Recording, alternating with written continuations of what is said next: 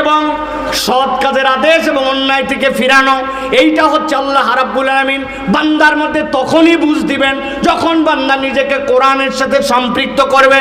তাহলে দুনিয়ার বুকে আমাদেরকে জীবনের উদ্দেশ্য জানাই হচ্ছে কোরআন, ঠিক না? তাহলে কোরআনের সাথে সম্পৃক্ত হওয়ার প্রয়োজন কয়টা? ভুলে গেছেন কয়টা? বলছি কয়টা? বাকি আছে কয়টা? চলবে চলবে চলেন। 3 নম্বরে, দুনিয়ার মানুষ যদি কোরআনুল কারীমের সাথে সম্পৃক্ত না হয়, আল্লাহ রাব্বুল আলামিন বলছেন প্রত্যেকটা মানুষের জীবনে একটা সত্যতার অনুভব আছে, একটা সততার অনুভব আছে। কোরআন ছাড়া আপনাকে কেউ কখনো সততার অনুভব দিতে পারবে না।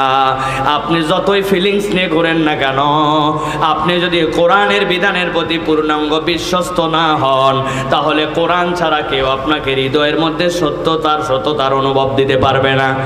আমার কথা নয়, আল্লাহ রাব্বুল আমিনের কথা।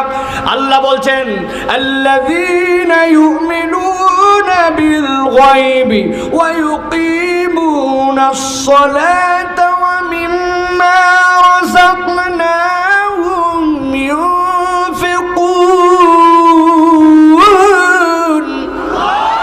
আল্লাহ বলছেন দুনিয়ার মানুষ ভালো করে বুঝে নাও, আল্লাযীনা ইউমিনুনা বিল গায়ব, যারা আল্লাহ রাব্বুল আমিনের গায়বে বিশ্বাস করে। গায়বে বিশ্বাস মানে কি? যেইটা আমার মাথায় ধরে ওইটাও মানি, যেইটা আমার মাথায় ধরে না ওইটাও মানি। ওর নাম হচ্ছে ঈমান, ঠিক না? আর কতগুলা লোক আছে দেখবেন ইসলামের বিধিবিধান নিয়ে যুক্তি তর্ক করে, আল্লাহর বিধান তাদের পছন্দ হয় না। নামাজের ইসলাম মানে, রোজার ইসলাম মানে, মাঝে মাঝে প্রয়োজন পড়লে হজের ইসলাম মানতেও রাজি আছি, সুযোগ সন্ধানী যাকাত দাতাও তো হয়। কিন্তু যদি বলা হয় আল্লাহ তো কেবল এইটুকুই দেয় নাই, আল্লাহর দেওয়া দণ্ডবিধিও তো আছে, আল্লাহর দেওয়া তো আল্লাহর পক্ষ থেকে দুনিয়া চালানোর নীতিমালাও তো দেওয়া আছে, এই কথা বললে ওই লোকেরা সাথে সাথে দল আর পার্টি খোঁজে, আছে কি না? প্রিয় ভাইরা, অনুভব করেন ভালো করে। 2টা উদাহরণ দেব আপনাদের জন্য।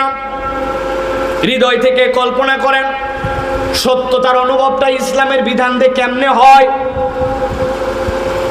একটা লোক, ধরেন কথার কথা বলতেছি, কোনো একটা মেয়ে একটা গ্রুপের দ্বারা, একটা ছেলেদের দ্বারা সবচেয়ে নিকৃষ্ট অভিজ্ঞতা তার জীবনে পেয়ে গেছে, তার প্রতি সবচেয়ে বেশি দুনিয়ার সেরা জুলুমটা তার